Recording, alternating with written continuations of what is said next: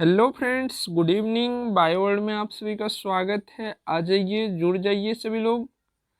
आज के क्लास में हम लोग सेल साइकिल से इम्पोर्टेंट क्वेश्चंस करने वाले हैं। सेल एवं सेल साइकिल दोनों से भी रिलेटेड क्वेश्चंस रहेंगे, तो आ जाइए सभी लोग, जुड़ जाइए। चलिए क्वेश्चंस करते हैं। पहला क्वेश्चन है, sperm are produced in the testis of vertebrates. Vertebrates किसको कहते हैं? जिसमें रीढ़ में हड्डी हो। ठीक है, रीढ़ की हड्डी जिसके पास हो, जैसे कि आपकी मछली हो गया, जानवर हो गया। मनुष्य के पास रीढ़ की हड्डी होती है, बैकबोन बिल्कुल होती है। ठीक है, तो ये सभी हो गए आपके वर्टिब्रेट्स। वर्टिब्रेट्स के जो स्पर्म प्रोड्यूस होते हैं, उनमें आपके डिवीजन के कौन कौन से प्रोसेस होती है? डिवीजन के 3 प्रोसेस है, एमेटोसिस, मेटोसिस और म्योसिस। एमेटोसिस तो आपको हो गया कार्टिलेज और बैक्टीरिया और वायरस में होती है। मेटोसिस जो होती है, वो मेटोसिस आपके सोमेटिक सेल यानी कि बॉडी निर्माण करने वाले सेल में होती है। ठीक है, और जो ये सबसे लास्ट जो बचा म्योसिस, ये जो होती है, ये टाइप ऑफ डिवीजन है। ये जो होती है, ये आपके जर्म सेल में होती है। ठीक है, 3 टाइप के डिवीजन होते हैं, एमेटोसिस,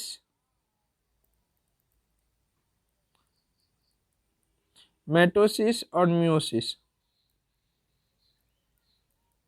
ठीक है, 3 टाइप के डिवीजन होते हैं।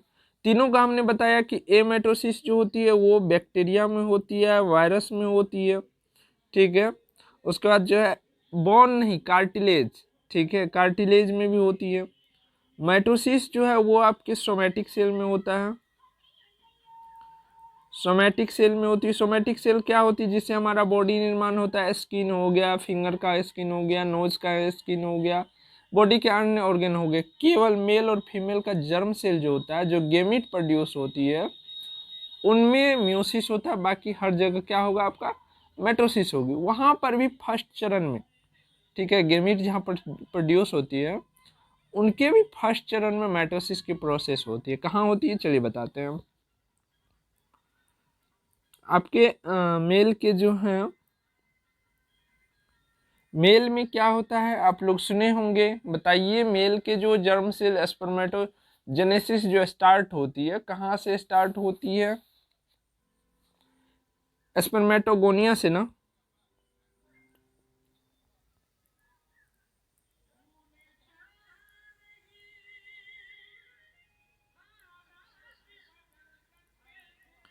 स्पर्मेटोगोनियम, इनका जब मेटोसिस डिवीजन होता है, कौन सा डिवीजन?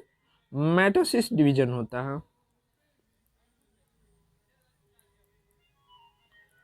मेटोसिस डिवीजन होता है, तब इनसे क्या बनता है? कोई बता सकते हैं? क्लास के सभी स्टूडेंट बताएंगे जिनको क्लास में बताया गया है। Primary spermatocytes.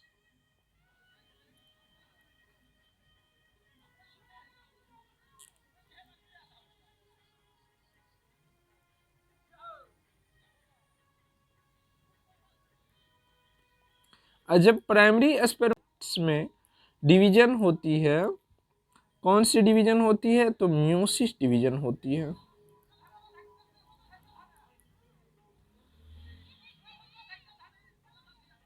प्राइमरी स्पर्मेटोसाइट्स में जब म्योसिस डिवीजन होती है, तो क्या बनता है? स्पर्म बनता है। आगे आपका फाइनल स्टेज। ठीक है, इसी प्रकार से फीमेल में पहले क्या बनता है? ओगोनियम बनता है, फिर प्राइमरी ओगोसाइट बनता है। और अच्छा, जब आपका ओगोनियम बनता है, उनमें जब माइटोसिस होती है, उनका भी लिख दे क्या? चलिए लिख देते हैं।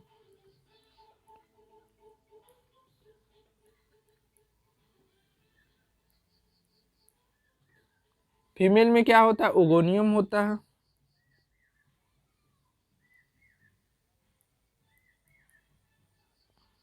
ठीक, इनका जब माइटोसिस डिवीजन होता है, तो क्या बनता है? ओगोसाइट्स बनता है, प्राइमरी ओगोसाइट, ठीक। और इनका जब आपका मियोसिस डिवीजन होता है,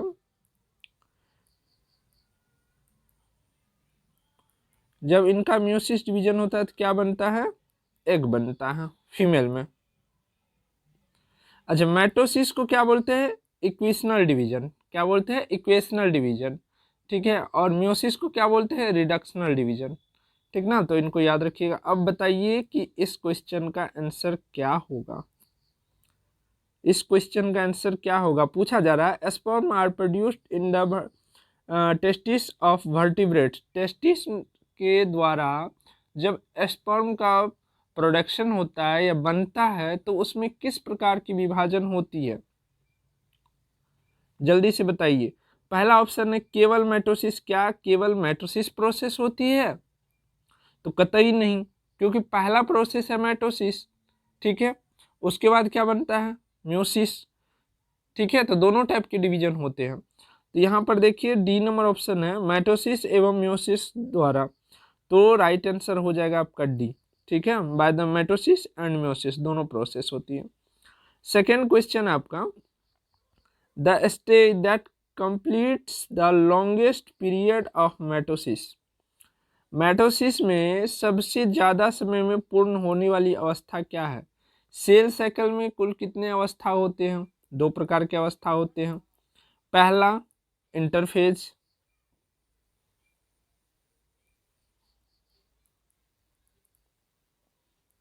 इंटरफेज, और दूसरा क्या होता है, मेटोटिक फेज, जिसको एम फेज के नाम से भी हम लोग जानते हैं। इसमें जो लॉन्गेस्ट टाइम लेता है, जो फेज, जो सबसे ज़्यादा समय लगता है, वो लगता है प्रोफेज में, ठीक है। लॉन्गेस्ट फेज इसको आप बोल सकते हैं। और जो शॉर्टेस्ट होता है, जिसमें सबसे कम समय लगता है, वो क्या होता है, एनाफेज,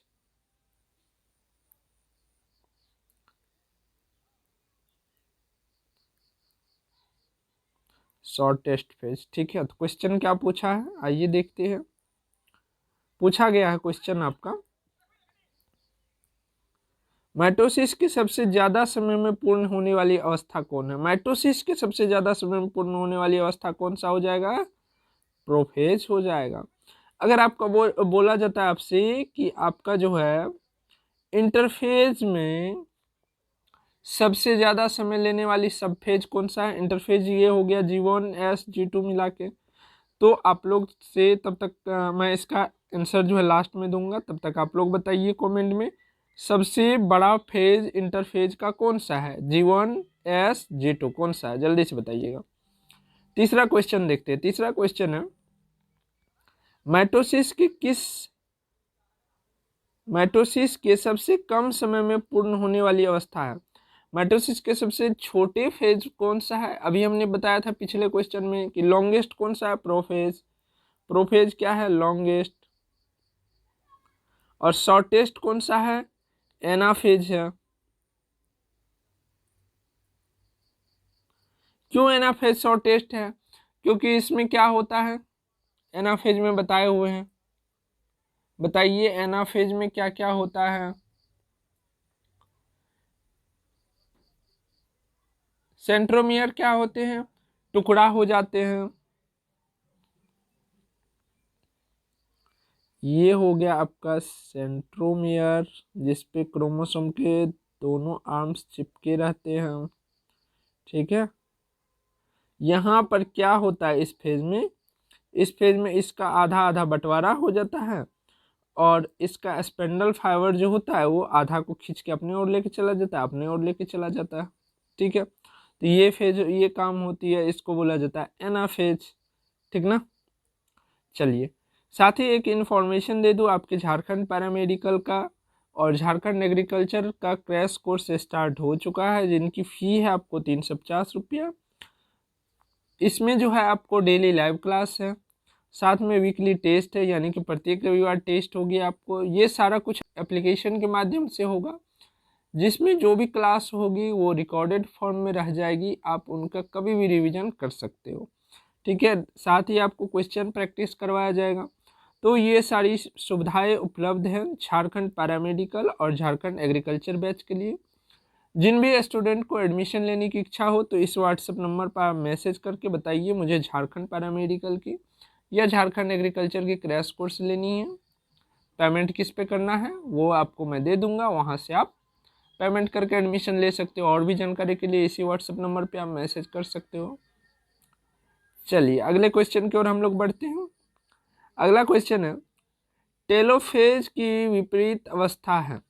देखिए टेलोफेज में क्या होता है, टेलोफेज में सेल जो है, सेल में जो सेंट्रोमेयर रहता है, क्या रहता है, सेंट्रोमेयर या सेंट्रोसोम, सेंट्रोसोम, ठीक है। सेंट्रोसोम क्या होता है, तो ये अलग इधर चले जाते हैं एक आर्म वाला क्रोमोसोम बन के,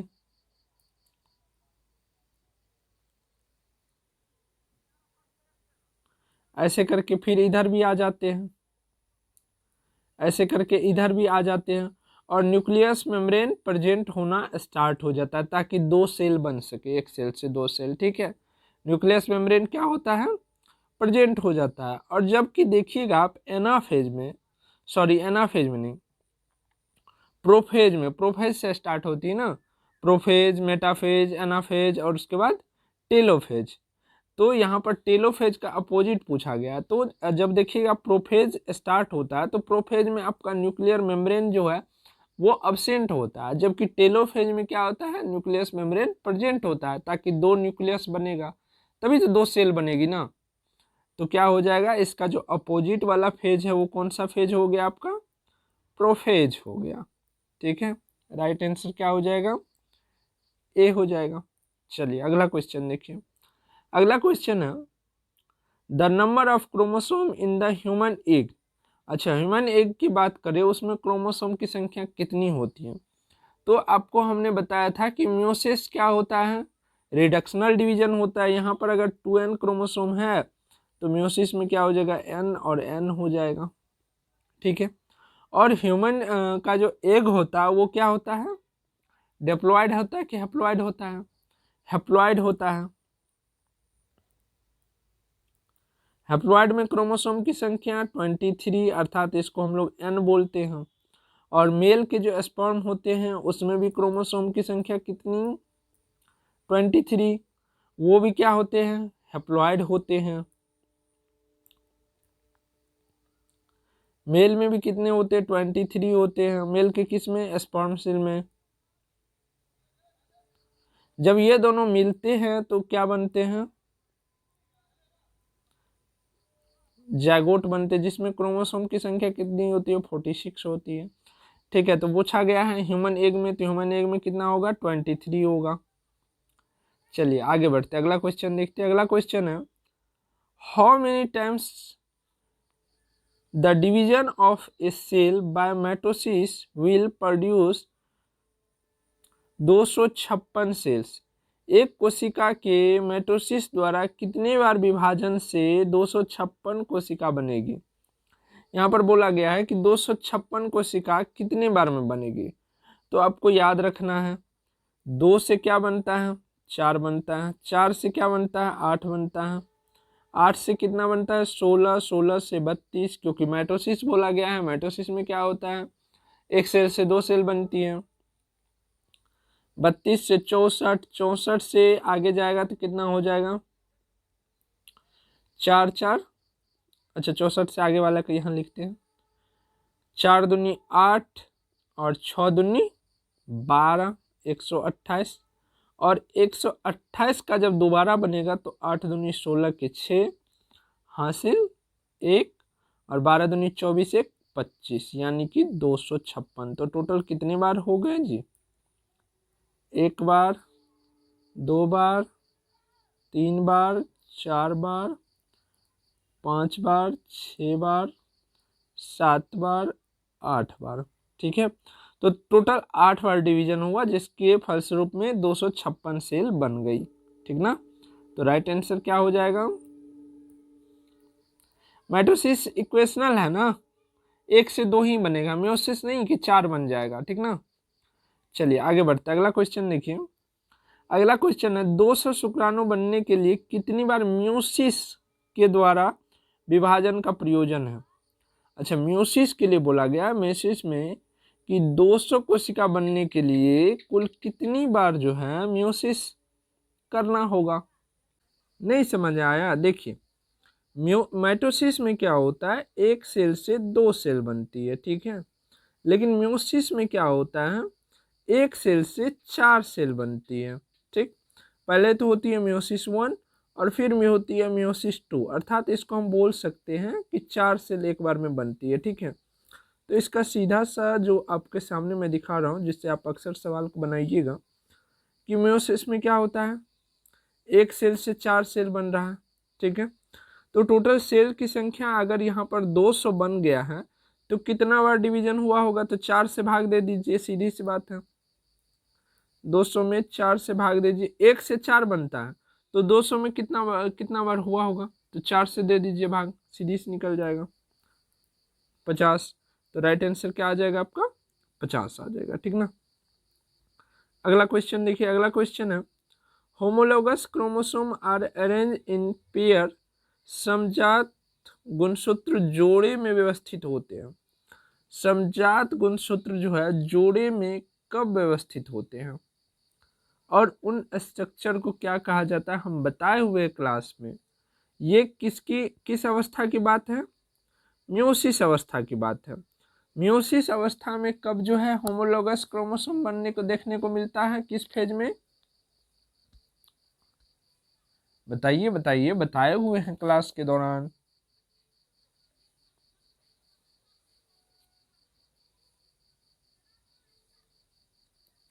अरे देखिए, म्यूसिस में कौन सा फेज आता है, जब आप प्रोफेज में आते हैं, म्यूसिस के प्रोफेज में, तो वहाँ पर 5 फेज आता है ना, लेप्टोटीन, जैगोटीन, पेकेटीन। उसके बाद कौन सा फेज आता है, पेकेटीन के बाद, पेकेटीन के बाद कौन सा फेज, यस, डिप्लोटीन और फिर डाइकिनेसिस। तो फिर जब आप शुरू करते हैं किस फेज से, लेप्टोटीन फेज से, तो लेप्टोटीन फेज में आप देखते होंगे कि जो आपके क्रोमोसोम रहते हैं वो लेटा हुआ रहता है, ठीक है, वो उस उठ करके खड़ा ही होता है। और जैगोटीन फेज में जब आता है तो जैगोटीन फेज में क्या होता है, अरेंज होना स्टार्ट हो जाता है, मतलब इस टाइप से स्टार्ट होना शुरू हो जाएगा। इसी को बोला जाता है होमोलोगस क्रोमोसोम का पेयर, ठीक है। समजात गुणसूत्र जो है व्यवस्थित जोड़े में, ये किस फेज में होता है, तो जैगोटीन फेज में होता है।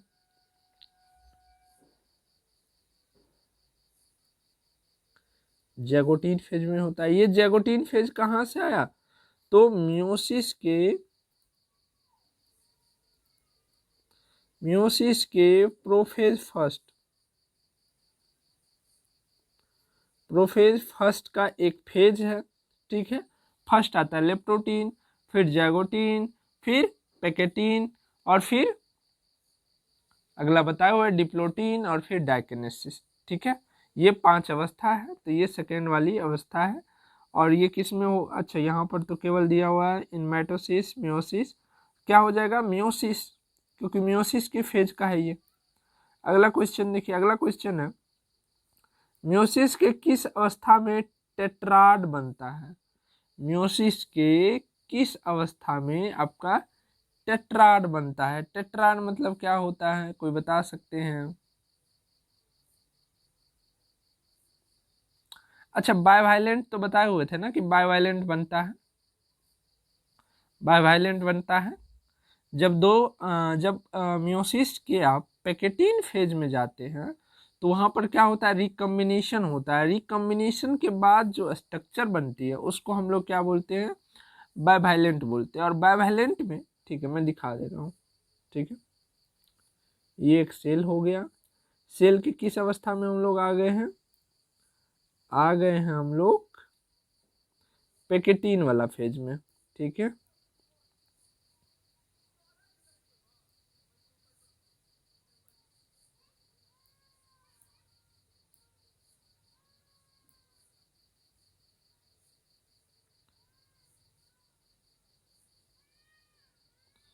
एक मिनट, थोड़ा अच्छा से बना लेते हैं ताकि पता चले।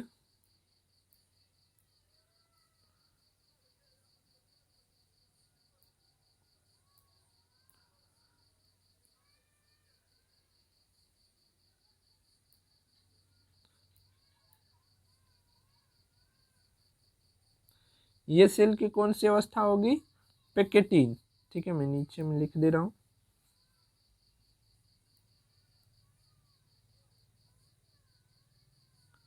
पैकेटीन, ये पैकेटीन क्या है? मियोसिस के प्रोफेज फर्स्ट का एक फेज है। ठीक है, पैकेटीन। इसमें क्या हो रहा है कि आप देख रहे हैं कि क्रोमोसोम क्या हो रहा है, एक दूसरे पर रिकम्बिनेट कर रहा है। ठीक है, तो इस समय इसका स्थान इस पे चला जाता है और इसी को हम लोग क्रॉसिंग ओवर के नाम से भी जानते हैं। तो यहाँ पर देखिए, जो आपका जो स्ट्रक्चर बना है वो एक दूसरे से ज्वाइंट हुआ है कि नहीं। और जब ज्वाइंट हुआ स्ट्रक्चर है तो टोटल कितने आर्म्स आपको दिखाई दे रहे? 1 2, ये रेड वाला 3, और ब्लू वाला को अगर 2 गिनती कीजिएगा तो रेड वाला 3 और ये 4। तो ये टेट्राड हो गया ना।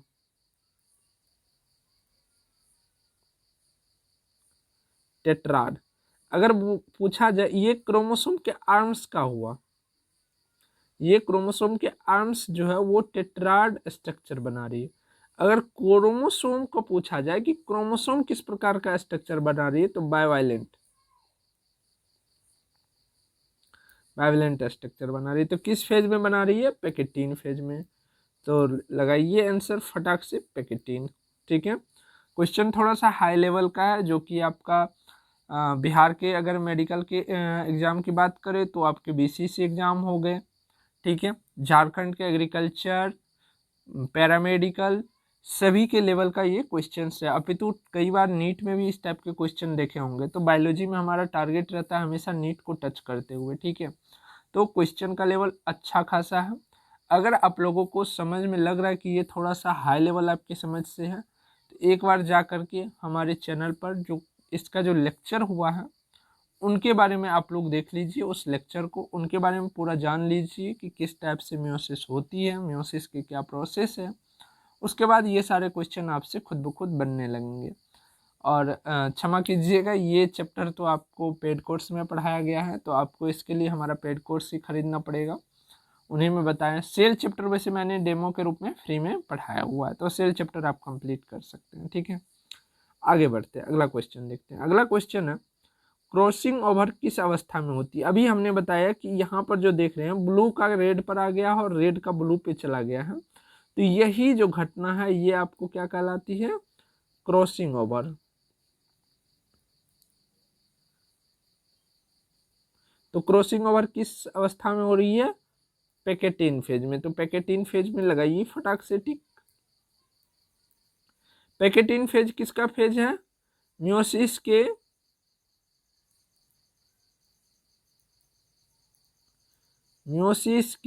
प्रोफेज फर्स्ट के एक सब फेज है। ठीक ना, चलिए आगे देखते हैं। मेटोसिस में सेंट्रोमियर विभाजित होता है। मेटोसिस में जो है सेंट्रोमियर क्या है? तो अभी कितने बार हम बोल चुके हैं कि क्रोमोसोम में जो बीच वाला गोला जो होता है उसको क्या बोलते हैं हम लोग? सेंट्रोमियर बोलते हैं। जब ये आपके किस फेज में? टेलोफेज, तो अंतिम वाला फेज हो गया।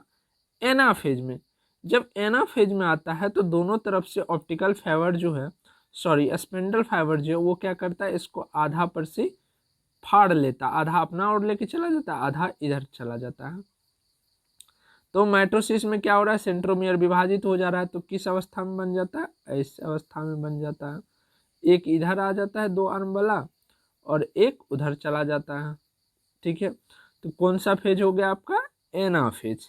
ठीक है, एना फेज में ये घटना होती है। तो राइट आंसर क्या हो गया आपका? सी हो गया। चलिए आगे बढ़ते हैं, अगला क्वेश्चन देखिए। अगला क्वेश्चन है न्यूक्लियस के विभाजन को क्या कहते हैं? देखिए सेल जो है वो मैनली दो उनमें विभाजन होती है। ठीक है, जब आप किसी घर में देखते होंगे बंटवारा होती है तो सबसे पहले घर की बंटवारा होती है, फिर जमीन जायदाद की बंटवारा होती है। किसी सेल का जो कंट्रोलिंग पावर होता है वो न्यूक्लियस के पास होता है। ठीक है, न्यूक्लियस के पास। और जो इसमें जमीन जायदाद हो गया वो हो गया आपका साइटोप्लाज्म। साइटोप्लाज्म हो गया आपका जमीन जायदाद। तो जब अगर न्यूक्लियस का विभाजन होगा तो उसको हम लोग क्या बोलेंगे, कैरियोकिनेसिस। ठीक है, डिवीजन ऑफ न्यूक्लियस,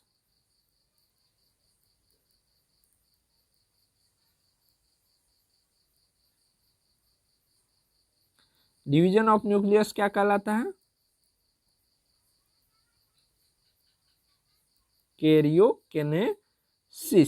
ठीक है, और डिवीजन ऑफ साइटोप्लाज्म क्या कहलाता है, साइटोप्लाज्म का डिवीजन हो रहा था साइटोकिनेसिस। ठीक है, तो राइट आंसर क्या हो जाएगा इसका, जब न्यूक्लियस की बंटवारा हो, न्यूक्लियस का बंटवारा होती है तभी ना क्रोमोसोम बढ़ता है। क्रोमोसोम कहाँ रहता है, न्यूक्लियस में रहता है। तभी ना आपके एनाफेज में क्या हो रहा है, क्रोमोसोम का दो भुजा में से एक भुजा उखाड़ के उधर चला जा रहा है और एक भुजा इधर उखड़ के चला जा रहा है। फिर आपके जब टेलोफेज आता है, टेलोफेज में न्यूक्लियस मेम्ब्रेन प्रेजेंट हो जाता है और दो सेल बन जाता है। तो क्रॉसिंग ओवर नहीं होगा यहाँ पर, साइटोकिनेसिस नहीं होगा, कैरियोकिनेसिस हो जाएगा। ठीक है, चलिए आगे बढ़ते हैं। अगला क्वेश्चन देखिए, अगला क्वेश्चन है, since the zygote has 24 chromosome, how many chromosome will it have its nucleus cell, sorry muscle cell. किसी के जाइगोट में अगर 24 क्रोमोसोम है तो मसल सेल में क्या होगी, जाइगोट क्या होता है, जाइगोट क्या होता है, डिप्लॉयड होता है। ठीक है, और आपको पता होनी चाहिए कि बॉडी के जितने भी सोमेटिक सेल्स होते हैं उनमें जो क्रोमोसोम रहते हैं वो डिप्लॉयड फॉर्म में रहते हैं।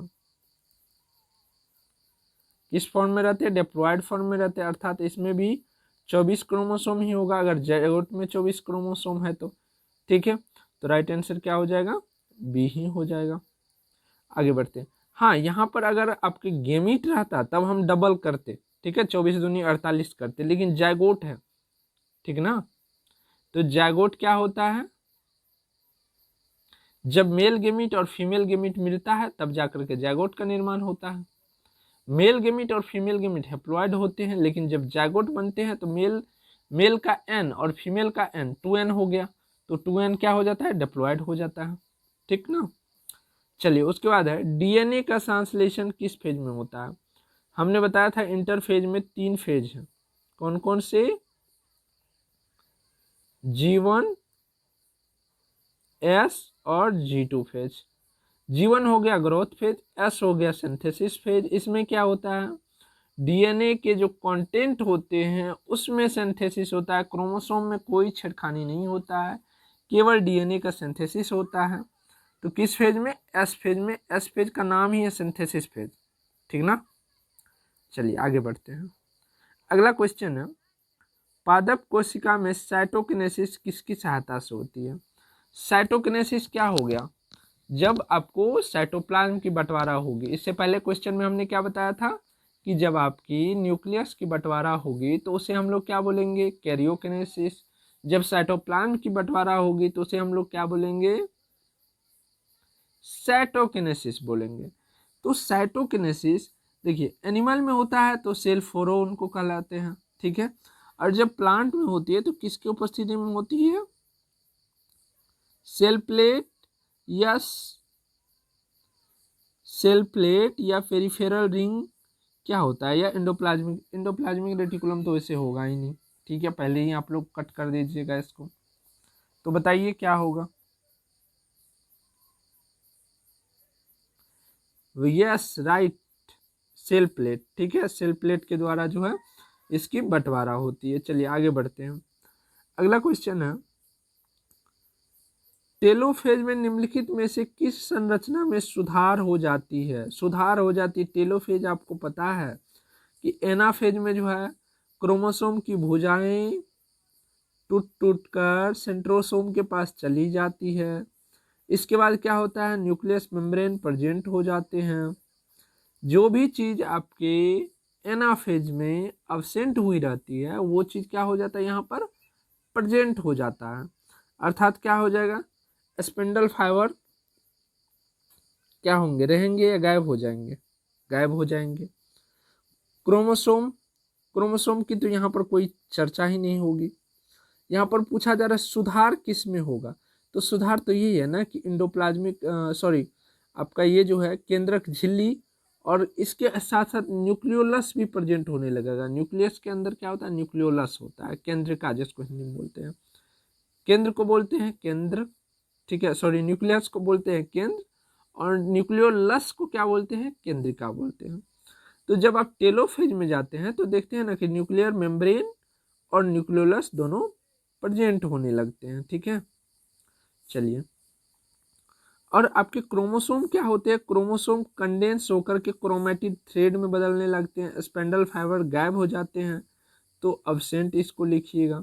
सेंट्रियोल्स जो है वो सेंट्रियोल्स क्या होता है, सेंट्रियोल्स अब्सेंट हो जाते हैं, सीधी सी बात है।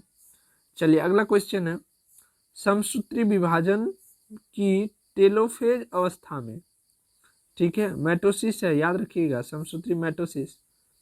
टेलोफेज अवस्था के बारे में क्या सत्य है, टेलोफेज, ठीक है, जब आपके कौन सा फेज, प्रोफेज, मेटाफेज, उसके बाद एनाफेज, ठीक है। प्रोफेज में स्टार्ट होती है सभी चीज गायब होना, जैसे गोल्जी बॉडी, आपके न्यूक्लियस मेम्ब्रेन, न्यूक्लियोलस, ठीक है, एंडोप्लाज्मिक रेटिकुलम, ये सब चीज़ गायब होना शुरू हो जाते हैं। और टेलोफेज में क्या होता है, ये सब चीज़ प्रेजेंट होने लगते हैं, ठीक है। तो उस स्थिति में क्रोमोसोम, हमने बताया था आपको कि क्रोमोसोम जो ये आर्म्स बनी रहती है, ये आर्म्स नहीं बन करके क्रोमेटिन थ्रेड यानी कि धागा जो उलझन टाइप से रहता है वैसे बनने लगता है, क्रोमोसोम का अस्तित्व खत्म हो जाता है। तो पहला ऑप्शन है क्रोमोसोम लूज देयर आइडेंटिटी, मतलब गुणसूत्र जो है अपना अस्तित्व खो देता है। जब इस अवस्था में रहता है तभी ना हम लोग क्रोमोसोम उसको बोलते हैं, जब ऐसे रहता है तो क्रोमोसोम बोलते हैं, क्रोमेटिन थ्रेड बोल देते हैं। तो पहला ऑप्शन सही है। दूसरा है गुणसूत्र का समूह विपरीत ध्रुव पर चले जाते, बिल्कुल, एक तरफ इधर हो जाते, एक सेल में जो है आधा इधर चले आते हैं और आधा इधर चले आते हैं, तब न्यूक्लियस मेम्ब्रेन प्रेजेंट होता है और दोनों अलग हो जाते हैं, ये भी सही है।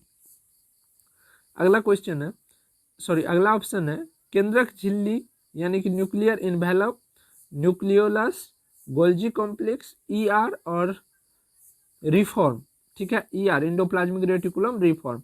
हमने बताया था कि प्रोफेज में जो है, प्रोफेज अवस्था जब आती है तब endoplasmic reticulum, nucleus membrane, nucleolus ये सब अब्सेंट होता है।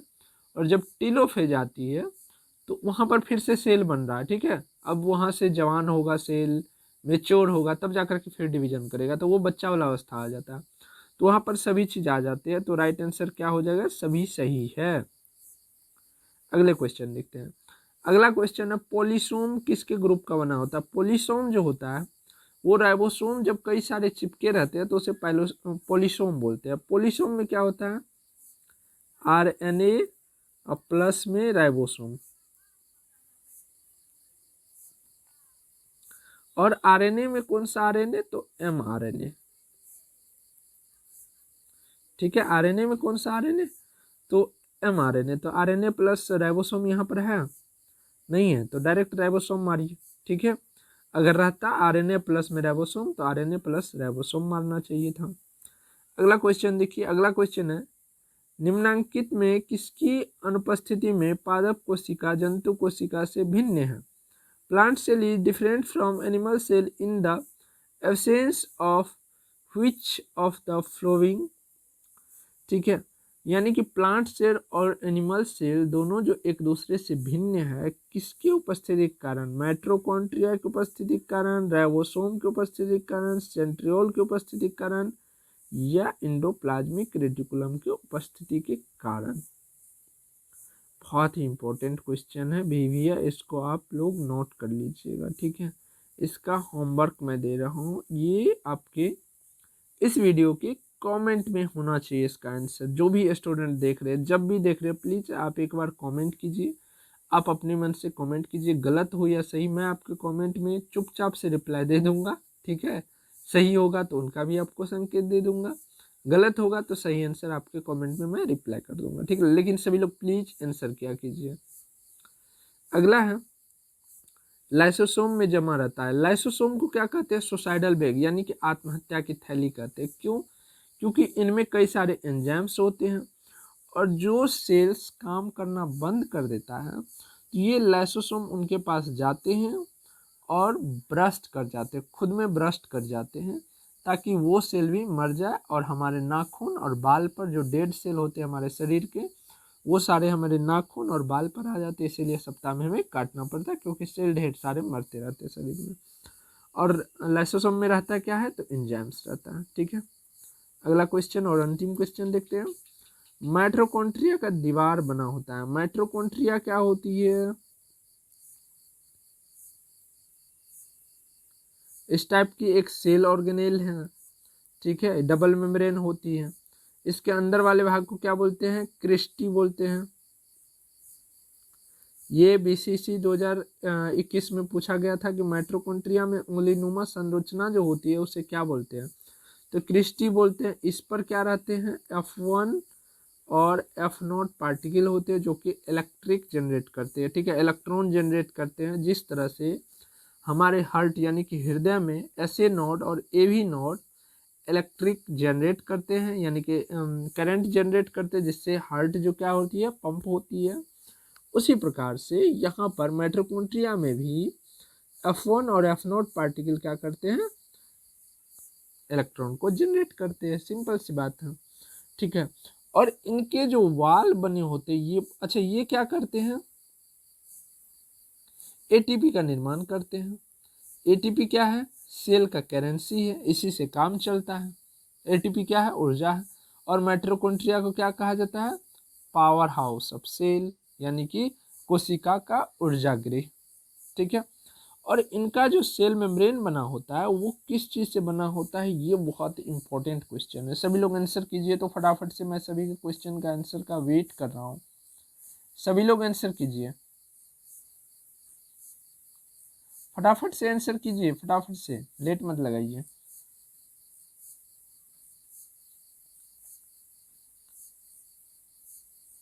क्या क्या आंसर आ रहा है? संतुष्टि लाइक आंसर नहीं है।